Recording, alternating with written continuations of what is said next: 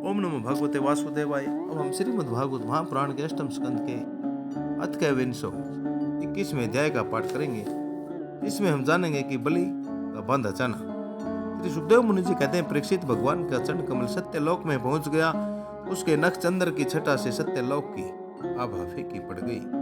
सत्यलोक की शोभा फीकी पड़ गई। स्वयं ब्रह्मा भी उसके प्रकाश में डूब से गए। उन्होंने मरीचि आदि ऋषियों, सनंदन आदि नैष्ठिक ब्रह्मचारियों एवं बड़े बड़े योगियों के साथ भगवान के चरण कमल की अगवानी की।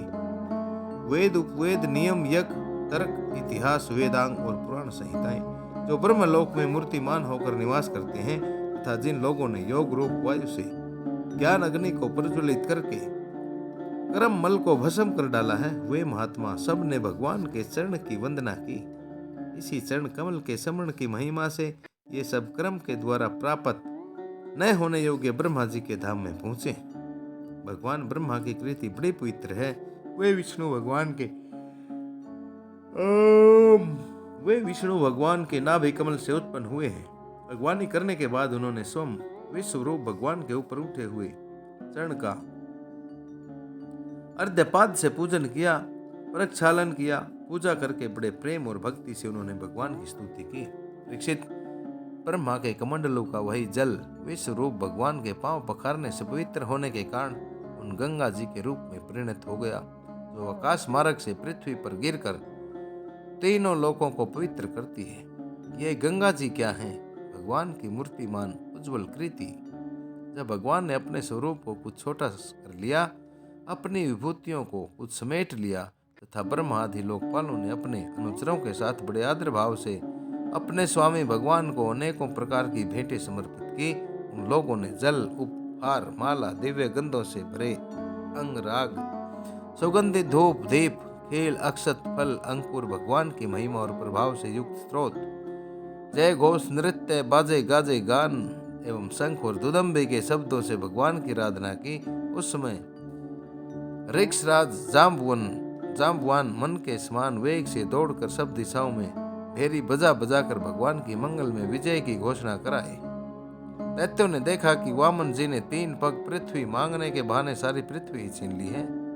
तब वे सोचने लगे कि हमारे स्वामी बलि इस समय यज्ञ में दीक्षित हैं, वे तो कुछ कहेंगे नहीं। इसलिए बहुत चिढ़कर वे आपस में कहने लगे, अरे यह ब्राह्मण नहीं है, यह सबसे बड़ा मायावी विष्णु है। ब्राह्मण के रूप में छिपकर यह देवताओं का काम बनाना चाहता है। जब हमारे स्वामी यज्ञ में दीक्षित होकर किसी को किसी प्रकार का दंड देने के लिए उपरत हो गए हैं, तब इस शत्रु ने ब्रह्मचारी का वेश बनाकर पहले तो याचना की और पीछे हमारा सर्वस्व हरण कर लिया। यूं तो हमारे स्वामी सदा ही सत्य निष्ठ हैं, परंतु यज्ञ में दीक्षित होने पर वे इस बात का विशेष ध्यान रखते हैं। वे ब्राह्मणों के बड़े भक्त तथा उनके हृदय में दया भी बहुत है, इसलिए वे कभी झूठ नहीं बोल सकते।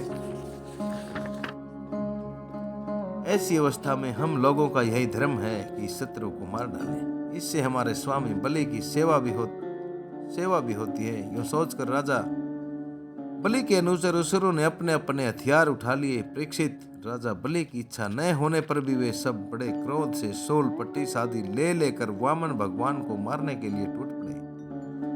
परीक्षित, जब विष्णु भगवान के पार्षदों ने देखा कि दैत्यों के सेनापति आक्रमण करने के लिए दौड़े आ रहे हैं, तब उन्होंने हंसकर अपने अपने शस्त्र उठा लिए और उन्हें रोक दिया। नंद सुनंद, जय विजय, प्रबल, बल कुमुद कुमुदाक्ष,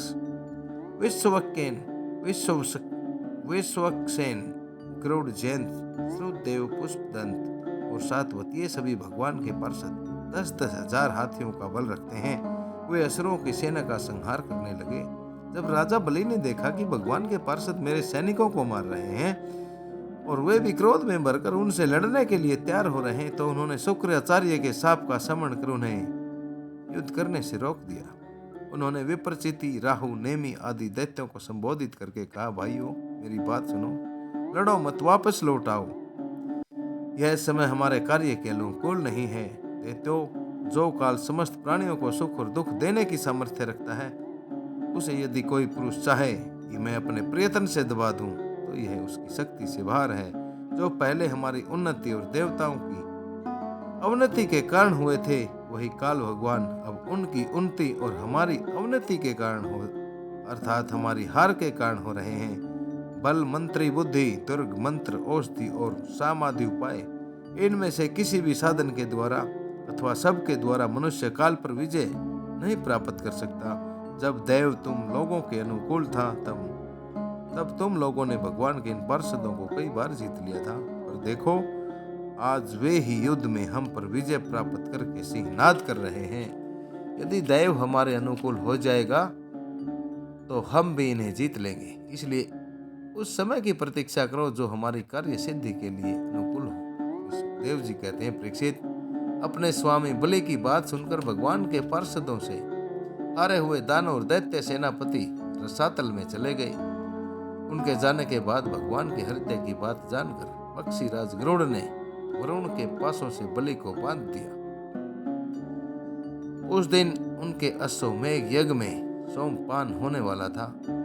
जब सर्वशक्तिमान भगवान विष्णु ने बलि को इस प्रकार बंधवा दिया तो पृथ्वी, आकाश और समस्त दिशाओं में लोग हाय हाय करने लगे।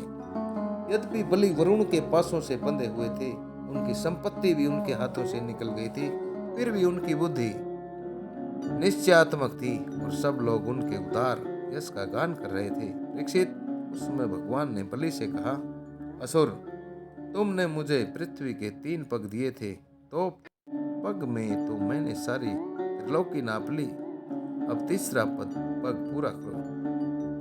जहां तक सूर्य की गर्मी पहुंचती है, जहां तक नक्षत्रों और चंद्रमा की किरणें पहुंचती हैं और जहां तक बादल जाकर बरसते हैं, वहां तक की सारी पृथ्वी तुम्हारे अधिकार में थी। तुम्हारे देखते ही देखते मैंने अपने एक पैर से भूलोक, शरीर से आकाश और दिशाएं एवं दूसरे पैर से स्वर्गलोक नाप लिया।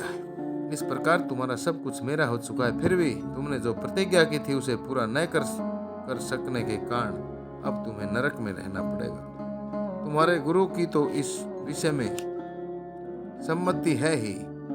अब आओ तुम नरक में प्रवेश करो।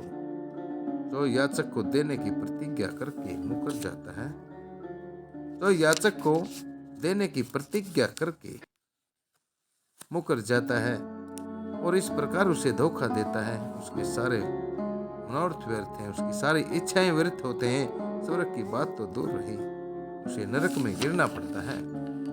तुम्हें यह बात का घमंड था कि मैं बड़ा धनी हूं, तुमने मुझसे दूंगा ऐसी प्रतिज्ञा करके फिर धोखा दे दिया। अब तुम कुछ वर्षों तक इस झूठ का फल नरक भोगो। इस प्रकार श्रीमद् भागवत महापुराण के अष्टम स्कंद का यह 21वां अध्याय आप सभी श्रोताओं द्वारा श्रवित किया गया। अब अगले 22वें अध्याय में हम जानेंगे कि बलि के द्वारा भगवान की प्रार्थना करना और भगवान का उन पर प्रसन्न होना। ये 22वें अध्याय में हम सुनेंगे।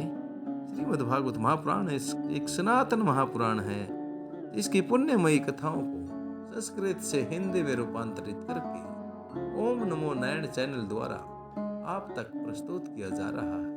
नरेंद्र कौशिक की परम विनीत प्रार्थना है कि ओम नमो नारायण चैनल का मुख्य उद्देश्य श्रीमद् भागवत महापुराण की पुण्यमयी कथाओं को आगे से आगे प्रसारित और प्रचारित करना है। आप सभी श्रद्धालुओं से ये परम विनीत प्रार्थना है, इन पुण्यमयी कथाओं को आगे से आगे शेयर करें तथा ओम नमो नारायण चैनल को सब्सक्राइब अवश्य करें। इन्हीं शब्दों के साथ नरेंद्र कौशिक आप सभी को ओम नमो भगवते वासुदेवाय, ओम नमो भगवते वासुदेवाय, ओम नमो भगवते वासुदेवाय।